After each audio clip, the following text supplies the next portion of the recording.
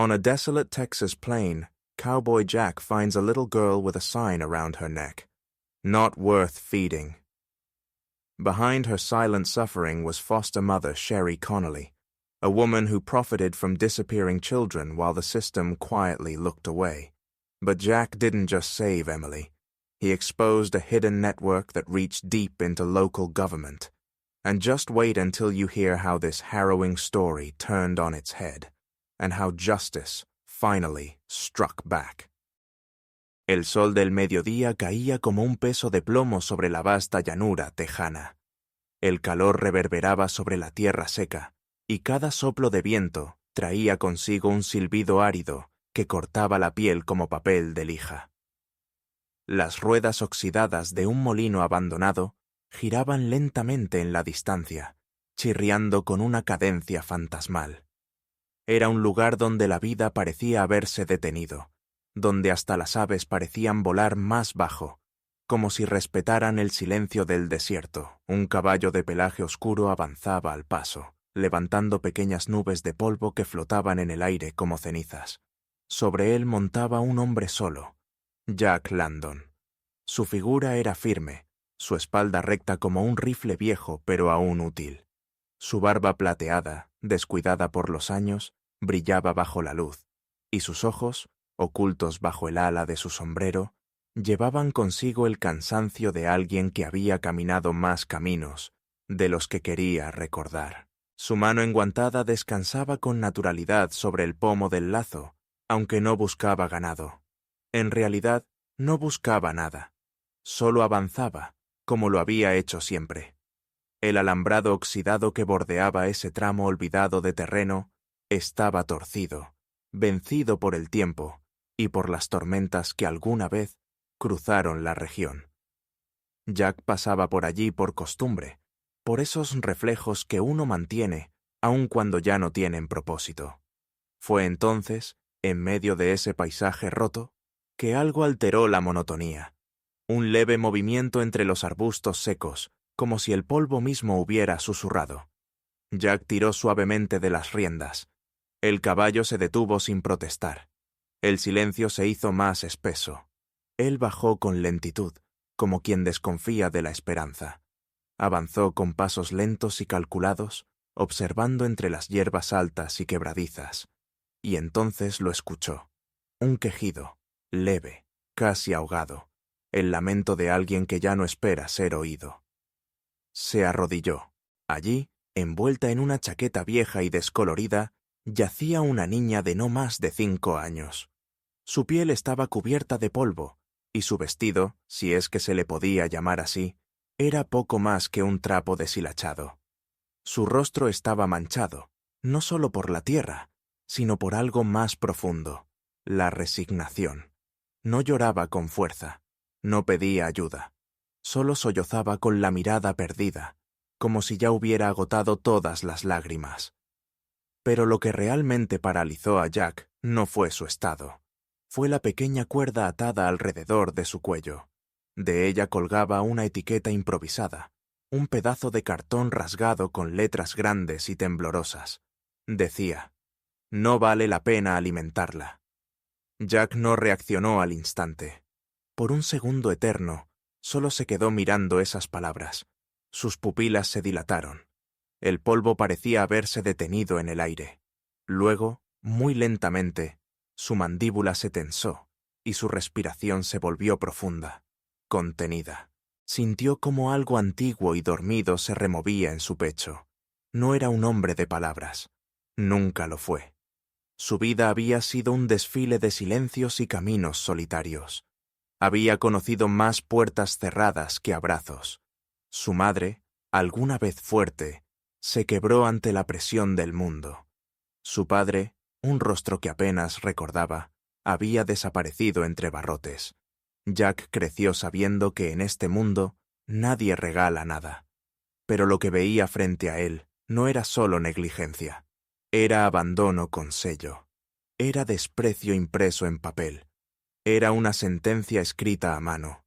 Sus manos, callosas por décadas de trabajo en el campo, temblaron levemente mientras retiraba la etiqueta con cuidado. No quería que ella pensara que esa etiqueta era parte de lo que él creía. Le ofreció agua, cubrió su pequeño cuerpo con su propia chaqueta y la tomó en brazos. Era ligera como el viento, casi irreal, como si se pudiera desvanecer si no la sostenía con firmeza. Jack Landon, un vaquero que muchos ya creían una sombra, miró hacia el horizonte, y supo, sin decir palabra alguna, que lo que había encontrado en medio de la nada no era solo una niña, era una promesa, una que no pensaba romper. Jack sostuvo a la niña con ambas manos, como si temiera que el viento mismo pudiera llevársela. La envolvió con su manta de montar, aquella que usaba desde que tenía 25 años, ya raída, pero aún cálida. La acomodó con cuidado sobre su silla de montar, asegurándose de que su pequeño cuerpo no se moviera. El caballo, entrenado para entender el lenguaje del alma, no hizo ruido.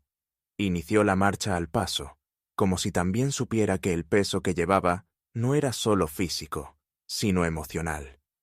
El trayecto fue largo, 20 millas entre polvo, rocas y caminos desdibujados por el tiempo. Pero lo que hizo que el viaje pareciera eterno fue el silencio. La niña, quien aún no había dicho su nombre, no emitía palabra, no lloraba, no miraba a Jack, simplemente observaba el horizonte con unos ojos enormes, como si estuviera viendo algo que él no podía ver. No preguntó quién era ese hombre, no pidió nada, no protestó ni se aferró. Era como si ya hubiera entendido que todo lo que llega, tarde o temprano, se va. Como si en su mundo nadie se quedara.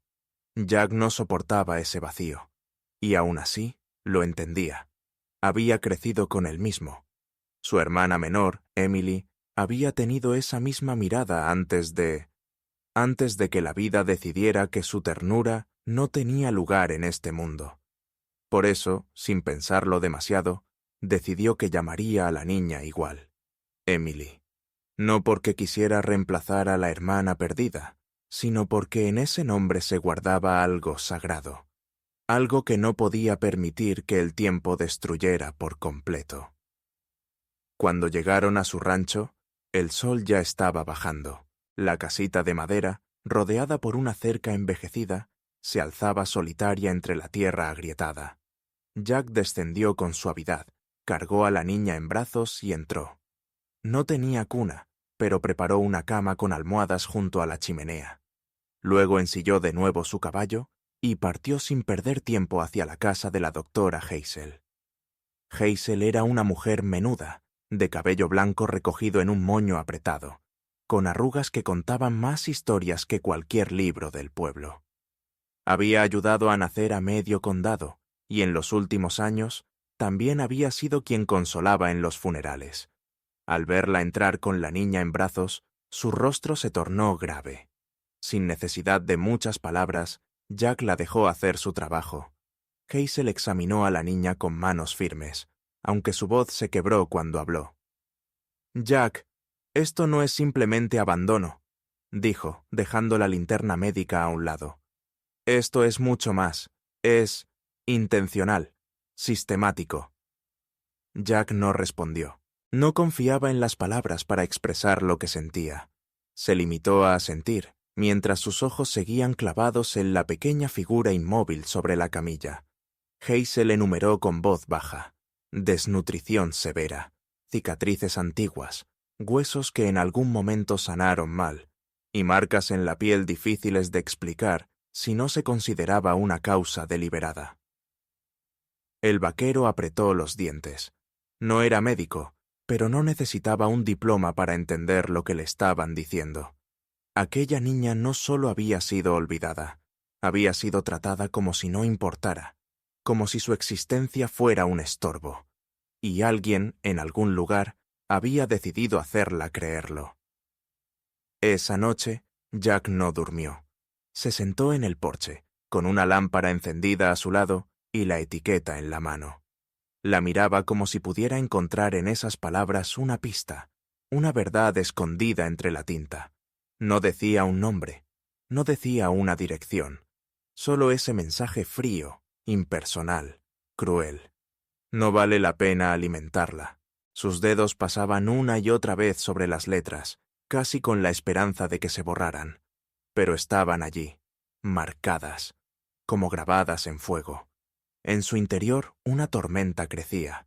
La impotencia se mezclaba con el recuerdo de su infancia, con el rostro de su madre apagado, con el silencio de su padre antes de desaparecer, con su hermana, Emily, aquella que jamás volvió de la casa del padrastro, y ahora otra Emily.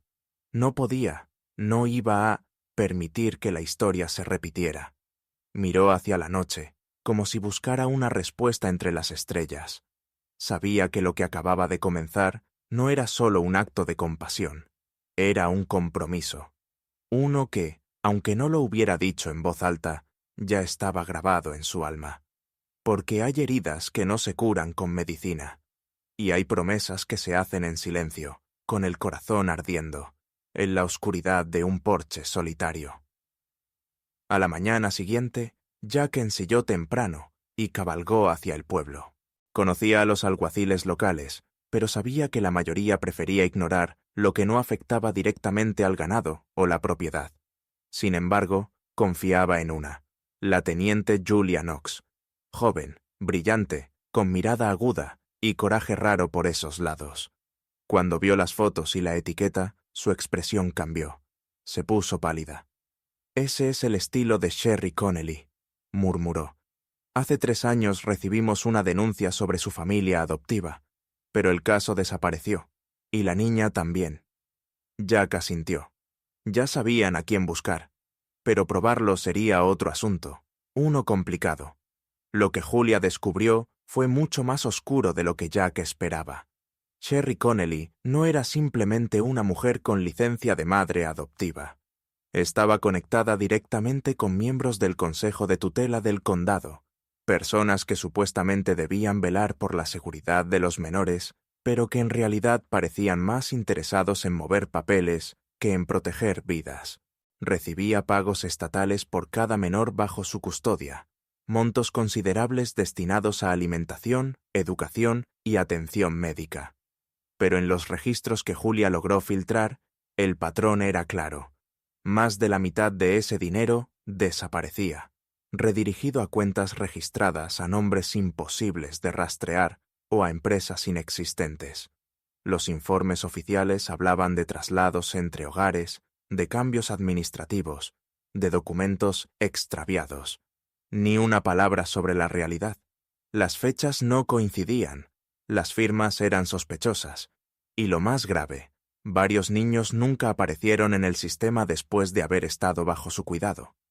Julia se lo explicó a Jack con un mapa en la pared, donde cada hilo representaba a un niño. 9 en total. 7 aparecían como reubicados con éxito. Uno, según los registros, había fallecido en lo que se describía como un accidente doméstico. Emily era la 8ª, y la 9ª aún estaba en proceso de ingreso.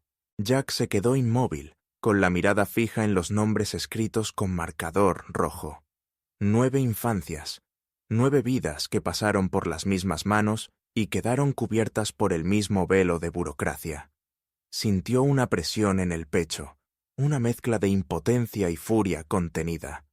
Ya no era solo por Emily, era por todos. Decidieron actuar. Jack y Julia empezaron a recolectar cada documento, grabación, denuncia, y a contactar a quienes alguna vez estuvieron involucrados. Uno de ellos, un ex empleado de asistencia social, al principio se negó a hablar. Se escondía en las afueras del pueblo, viviendo en condiciones precarias.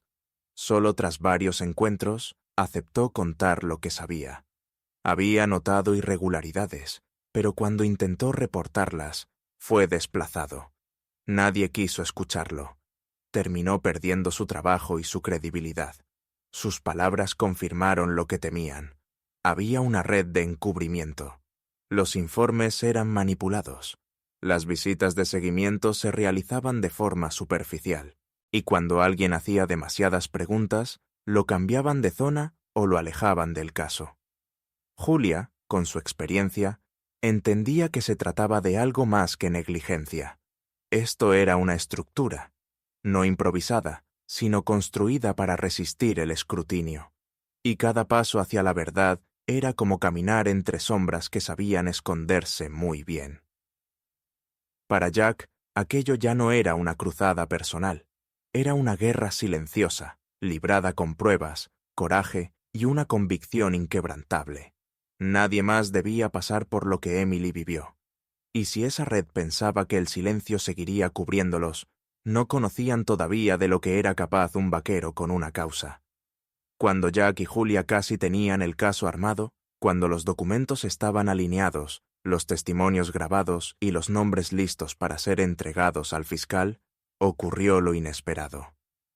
La oficina de Julia fue allanada en plena madrugada. No hubo aviso ni orden clara, solo hombres uniformados que decían actuar por procedimiento interno. Al amanecer, todo había desaparecido. Archivos, copias, grabaciones. Incluso los respaldos digitales habían sido eliminados. Y como si eso no bastara, Julia fue oficialmente suspendida, mientras se investigaba su conducta profesional. Para Jack, aquello fue la confirmación de algo que ya empezaba a sospechar.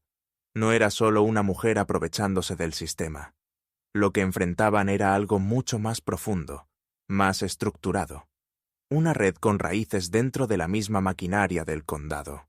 No una organización común, sino una que vivía alimentándose del silencio, de la complicidad de los despachos, de la pasividad de aquellos que preferían mirar hacia otro lado. Esa misma noche, el rancho de Jack, que siempre había sido un refugio silencioso, dejó de ser seguro. Mientras Emily dormía, acurrucada en el rincón más cálido de la cabaña, un disparo rompió la calma. La bala impactó apenas a unos centímetros de su cabeza, astillando la madera de la pared. El sonido fue seco, pero suficiente para alertar al perro de Jack, un viejo pastor que no ladraba nunca sin motivo. Su reacción salvó una vida. Jack, que dormía en la mecedora del porche con su rifle a un lado, se levantó de inmediato. Revisó los alrededores, pero no encontró a nadie. Solo huellas recientes cerca de la línea de árboles. No era un simple susto, era un mensaje, y lo entendió con claridad. No querían solo asustarlo, querían hacerlo callar, querían que desapareciera, como tantos antes. Pero lo que no sabían era que Jack Landon no era alguien fácil de doblegar. Su vida había sido una sucesión de pérdidas, pero esa niña, esa pequeña que ahora dormía protegida tras las paredes de su hogar, no iba a ser otra más en esa lista.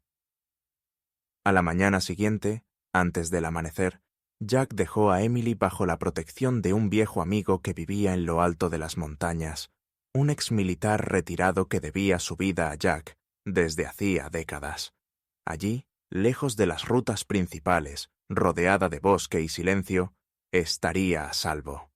Luego, Jack volvió al rancho, no con resignación, sino con decisión. Subió al altillo polvoriento, abrió el viejo baúl de acero y retiró el equipo que no tocaba desde antes de Afganistán. No lo hacía por venganza, lo hacía porque entendía que en este tipo de batallas no bastaban las pruebas ni los informes. Había que estar preparado para todo. Y Jack Landon, el vaquero silencioso, lo estaba. Mientras Jack se mantenía en la sombra recolectando pruebas y asegurando la protección de Emily, Julia Knox, suspendida oficialmente pero decidida a no rendirse, actuaba desde otro frente. Sabía que si no podía usar su placa, debía usar su voz. Comenzó a filtrar documentos clave de forma anónima a periodistas locales, aquellos pocos que aún creían en la verdad por encima de los intereses. Les envió copias de informes ocultos, listas de nombres, transferencias sospechosas, testimonios que ella misma había grabado. Al principio hubo silencio. Luego, todo estalló. Los medios comenzaron a publicar una serie de reportajes que estremecieron al condado. Titulares que hablaban de redes de protección institucional, de niños desaparecidos, de cifras que no coincidían con los informes oficiales. Las preguntas comenzaron a circular como fuego en campo seco. ¿Quién estaba detrás? ¿Quién protegía a Sherry Connelly? ¿Cómo era posible que durante años nadie hubiera intervenido? La presión mediática provocó reacciones inmediatas. El fiscal regional abrió una investigación formal y ordenó los primeros interrogatorios. Se exigieron explicaciones, se revisaron expedientes antiguos. Y entonces, lo que Julia y Jack ya sospechaban se confirmó. Sherry no había actuado sola. En el centro del encubrimiento se encontraba el propio vicealcalde del condado, una figura sonriente y aparentemente intachable que durante años había recibido donaciones a través de fundaciones ligadas a familias adoptivas.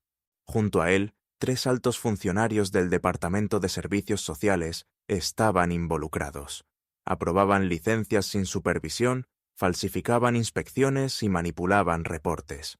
Todo apuntaba a una red cuidadosamente construida, donde cada pieza encajaba con otra para mantener el sistema funcionando sin levantar sospechas. Pero ahora las piezas comenzaban a caer. Sherry, al verse expuesta en los medios y sin respaldo, intentó desaparecer. Sabía que su tiempo se agotaba.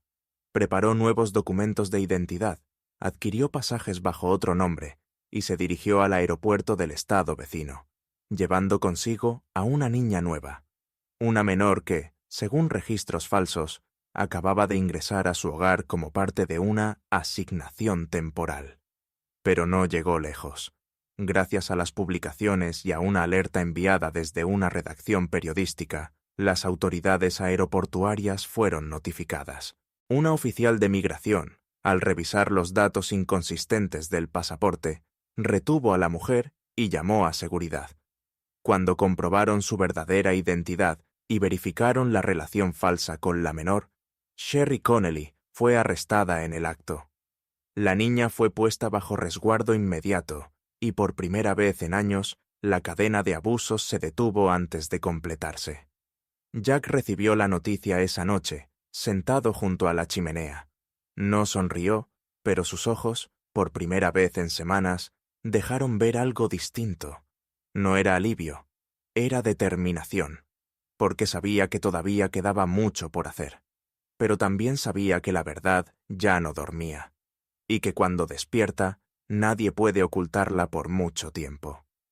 El juicio duró 2 meses. La tensión era constante. Algunos testigos se retractaron por miedo. Uno desapareció sin dejar rastro. Otro, clave en el caso, falleció en un incendio cuyas causas aún eran inciertas. Pero entonces ocurrió lo que nadie esperaba. Emily habló. En una audiencia cerrada, rodeada de silencio y miradas contenidas, se levantó de su silla. Su voz temblaba, pero su mensaje fue claro.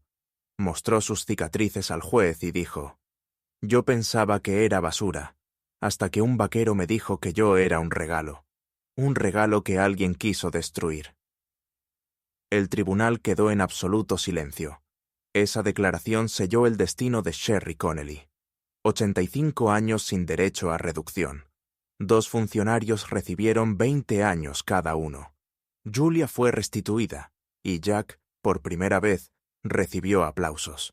Pero más que eso, supo que la voz de Emily ya no podía ser callada. Un año después, el viejo rancho de Jack dejó de ser solo un refugio de madera y polvo.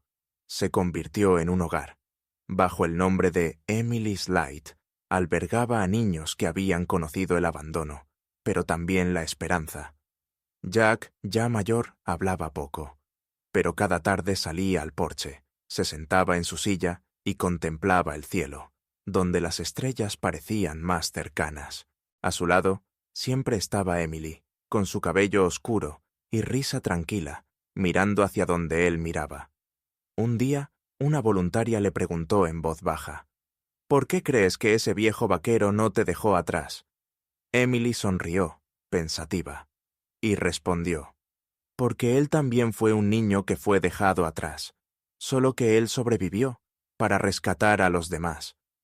Y en ese momento, mientras la noche caía, nadie necesitó decir más. La luz de Emily ya iluminaba el mundo.